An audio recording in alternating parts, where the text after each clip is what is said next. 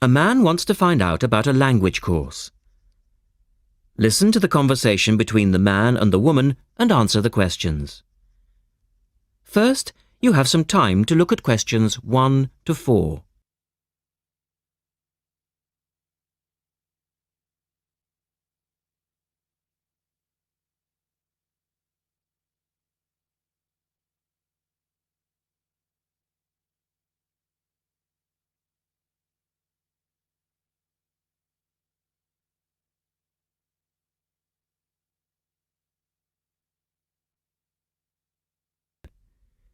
You should answer the questions as you listen, because you will not hear the recording a second time.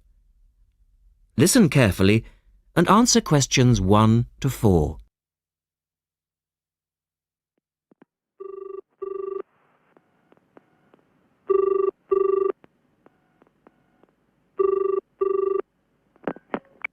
Good morning, University Language Centre. How can I help you? I'm interested in doing a language course. I did Mandarin last year and now I'd like to do Japanese. Can you give me some information about what courses are available at your centre and when they start, that sort of thing? Yes, certainly. Well, we actually offer a number of courses in Japanese at different levels. Are you looking for full-time or part-time? Oh, I couldn't manage full-time as I work every day, but evenings would be fine and certainly preferable to weekends. Well, we don't offer courses at the weekend anyway, but let me run through your options. We have a 12-week intensive course, 3 hours, 3 nights a week. That's our crash course. Or an 8-month course, 2 nights a week. I think the crash course would suit me best, as I'll be leaving for Japan in 6 months' time. Are you a beginner? Not a complete beginner, no. Well, we offer the courses at 3 levels. Beginners, lower intermediate and upper intermediate, though we don't always run them all. It depends very much on demand. I'd probably be at the lower intermediate level, as I did some Japanese at school, but that was ages ago. Right. Well, the next Level 2 course begins on Monday the 12th of September. There are still some places on that one.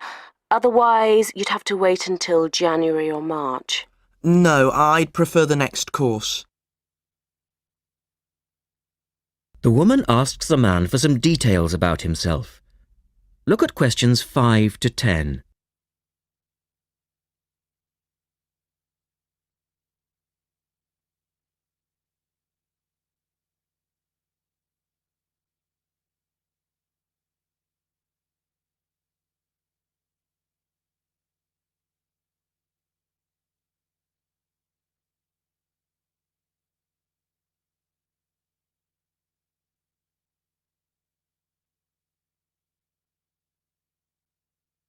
Now listen to their conversation and complete the form.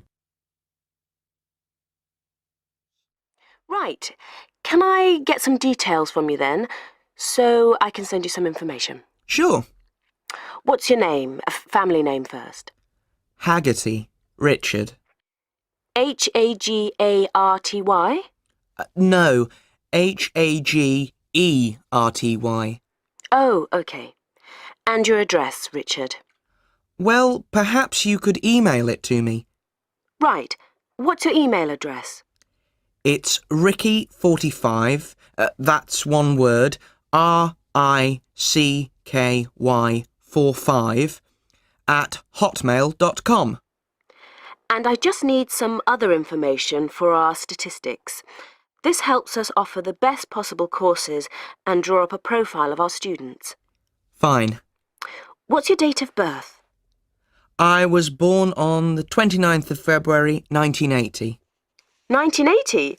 So you're a leap year baby. That's unusual. Yes, it is. And just 1 or 2 other questions for our market research, if you don't mind. No, that's fine. What are your main reasons for studying Japanese? Business, travel, or general interest? My company's sending me to Japan for 2 years. All right, I'll put down business. And do you have any specific needs?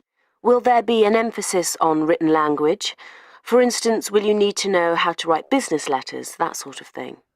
No, but I will need to be able to communicate with people on a day-to-day basis. OK, so I'll put down conversation. Yes, because I already know something about the writing system at an elementary level, and I don't anticipate having to read too much. You said you'd studied some Japanese. Where did you study? 3 years at school, then I gave it up, so I've forgotten a fair bit. You know how it is with languages if you don't have the chance to use them. Yes, but I'm sure it will all come back to you once you get going again. Now, once we receive your enrolment form, we'll contact you. That is the end of part 1.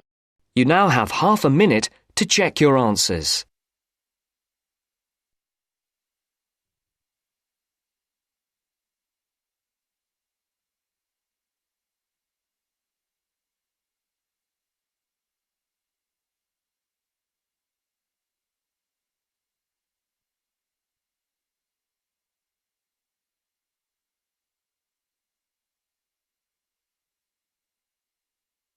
Now turns to part 2. Part 2. You will hear a reporter talking on the radio about an artist's exhibition. Look at questions 11 to 18.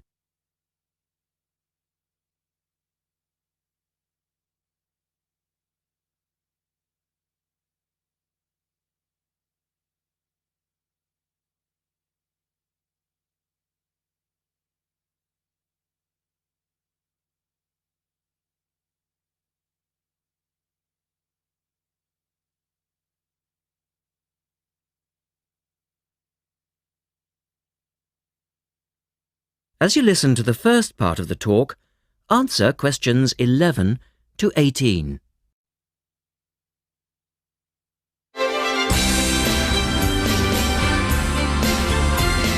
And now for some information on local events and activities.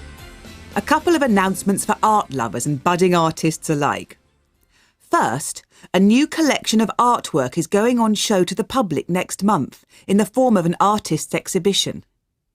The exhibition will include many different types of art, over 100 different pieces by 58 artists from the local area. It's being held at the Royal Museum, which, for those of you who are unfamiliar with the area, is located opposite the library in West Street, right on the corner. The actual address is number 1 Queen's Park Road. It isn't difficult to find. The exhibition will run for 9 weeks and will begin on the 6th of October and continue until the 10th of December. So there's plenty of time for you to go along and have a look, and I'm sure that will be worth doing. What will you see there? Well, amongst the items on display will be some exciting pieces of modern jewellery, furniture, ceramics, metalwork and sculpture. To give you some examples, local artist Kate Main will be there to discuss her collection of pots and bowls that she has made to resemble garden vegetables. They're the sort of thing that would brighten up any dining table and range from things like yellow cabbage-shaped bowls to round tomato-shaped teapots. Prize winner Cynthia Corse will also be there to talk about her silver jewellery, all of which she produced using ideas from the rural setting of her country home. Some of her rings are quite extraordinary and have beautiful coloured stones in them. Or, if you prefer sculpture, there's plenty of that too. Take, for example, Susan Cupp's sculpture of 25 pairs of white paper shoes. It sounds easy, but believe me, it looks incredible. All of these items, along with many others, will be on sale throughout the exhibition period. As part of the exhibition, there will be a series of demonstrations called Face to Face, which will take place every Sunday afternoon during the exhibition, and these will provide an opportunity for you to meet the artists. Now look at questions 19 and 20.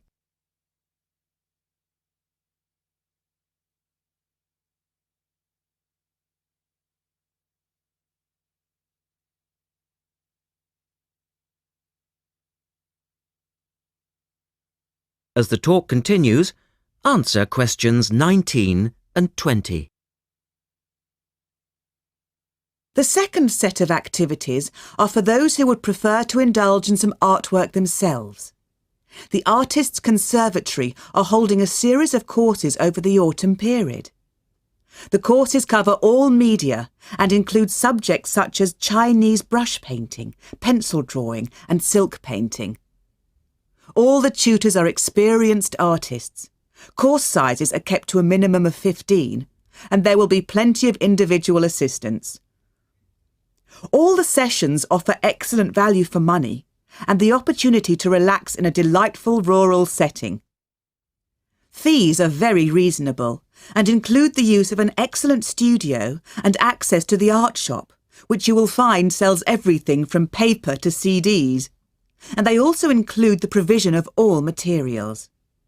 For more information on dates, cost and availability, you should get in touch with the programme coordinator on 4592 839 584 or go direct to the website, which you will find is... That is the end of part 2. You now have half a minute to check your answers.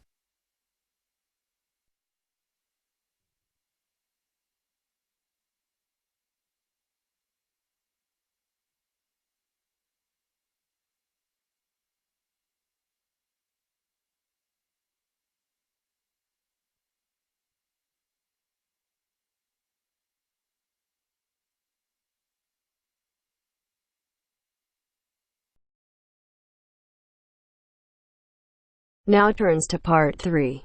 Part 3. You are going to hear a conversation between Anne and Marcia. In the first part of this conversation, they are talking about the commands of training dogs. First, look at questions 21 to 25. Note the examples which have been done for you.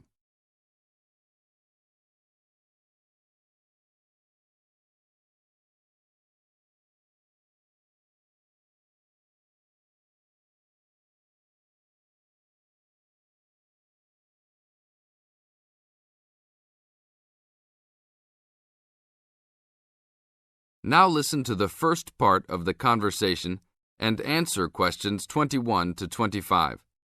Complete the table showing different commands for different forms of dog training.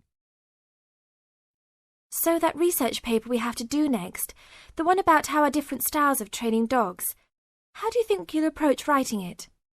You know, I've been thinking about it. I feel that the best way to write it is to divide the paper into 2 main parts.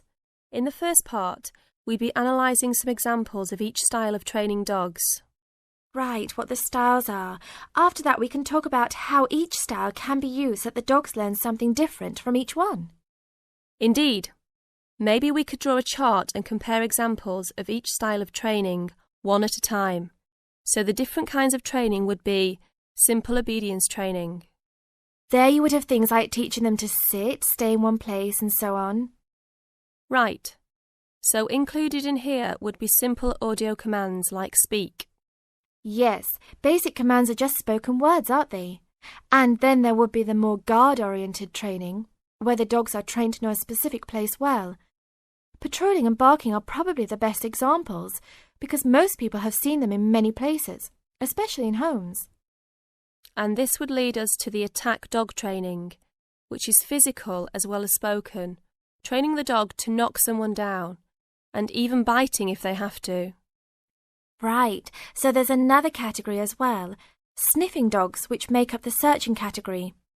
I've read that in the UK, every major airport and government building has these dogs to search for all kinds of dangerous items. In the second part of the conversation, Anne and Marcia talk about all kinds of training and what kind of dogs they are suitable to. Look at questions 26 to 30.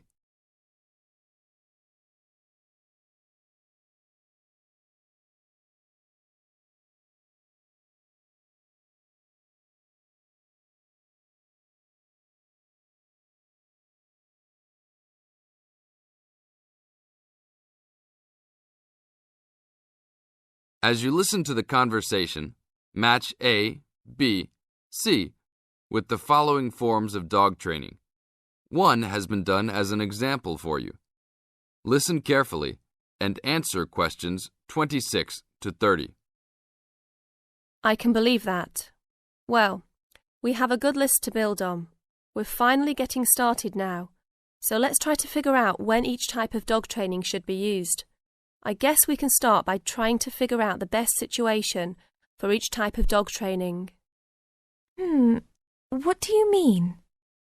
What I mean is whether each type of training should be used with different kinds of dogs. We could use basic obedience training, for example, and ask whether it's more useful for a small dog, a medium-sized dog, and so on. In this case, I'd say obedience training is best with small dogs because they tend to get excited easily, and this will help keep them out of trouble. Okay, that makes sense. Then let's look at physical training. Even though some people think it's ideal for every breed of dog, I think it's better suited to the larger kinds. Small dogs usually just aren't smart enough to understand the physical commands, and they can even get hurt from them. The specialised sniffing training is the same. I think they're better with the more intelligent breeds of dogs, and they're hardly ever useful with really small dogs. Attack training, however, can be useful for every kind of large dog, as long as the dog is treated well and given a lot of care and attention. All right, and what about guard training? Barking is an ideal way for small dogs to guard a home. I know they aren't big enough to stop a person, but making some noise is often all a dog needs to do. Other kinds of guard training like biting, though, are different. I'd always plan to teach those to a smart dog, give them a chance to use their brains and defend their homes. I'd have to agree. Trainers often just teach large dogs to bark at a person when they think something isn't right. But if they know how to use physical skills in a bad situation, they could save their owner's life someday. Yes, I suppose that different people would have different needs for their pets. Right, and different trainers would recommend different methods for different breeds. That is the end of part 3. You now have half a minute to check your answers.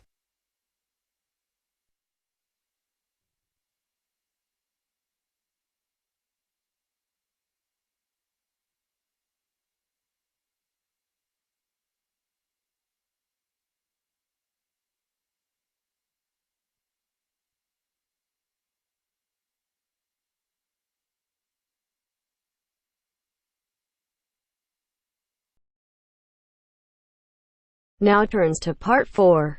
Part 4. You will hear a talk from a member of the Conservation Society talking about green cleaning.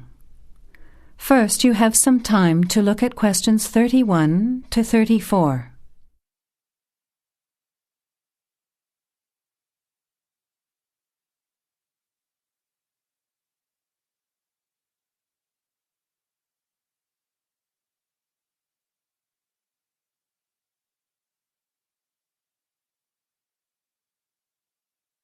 Now, listen carefully to the talk and answer questions 31 to 34. Good morning, everyone. It's a pleasure to be here as a representative of the Conservation Society to talk to you about green cleaning. In other words, about ways you can help to save the environment at the same time as saving money.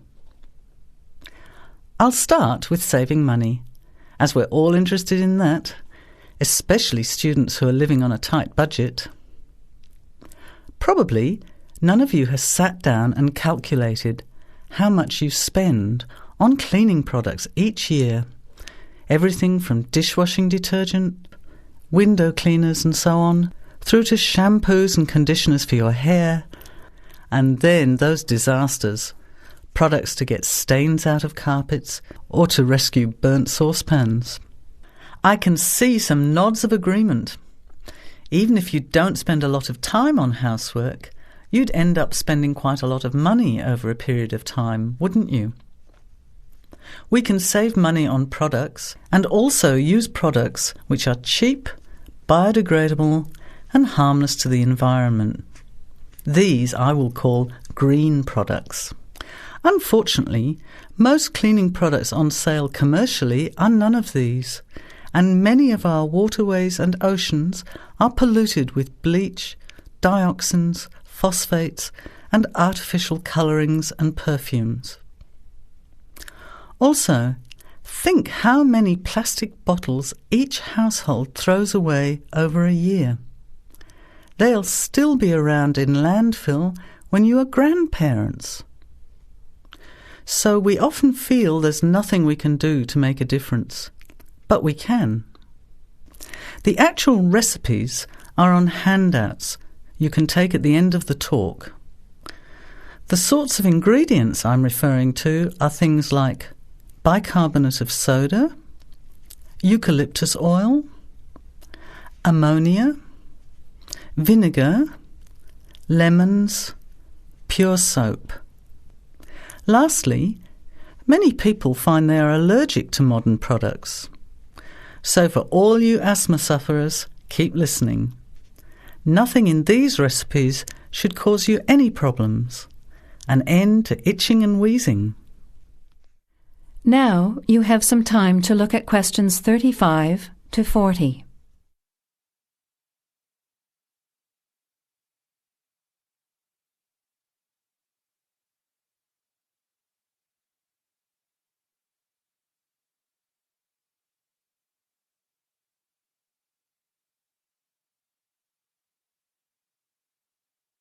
Now listen and answer questions 35 to 40. So, let's start with spills and stains. Soda water is wonderful as an immediate stain remover. Mop up the excess spill. Don't rub, but apply soda water immediately. It's great for tea, coffee, wine, beer and milk. As is salt or bicarbonate of soda, which will absorb the stain.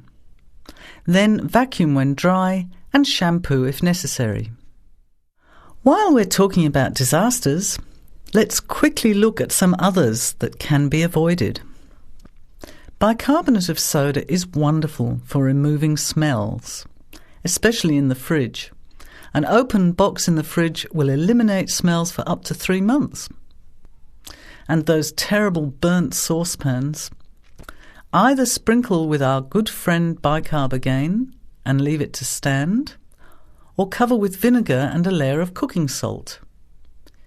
Bring it to the boil and simmer for 10 minutes, then wash when cool. Much cheaper than a new saucepan. Then there are heat rings on wooden furniture. Simply rub with a mixture of salt and olive oil, or for scratched furniture, use olive oil and vinegar. Now, let's look at general cleaning.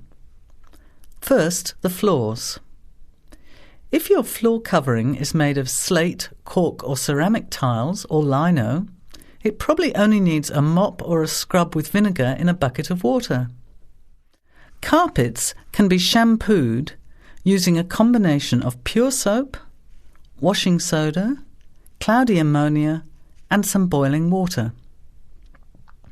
You put a small amount of this mixture onto the mark on the carpet, rub with a cloth until it lathers, and then wipe off the excess.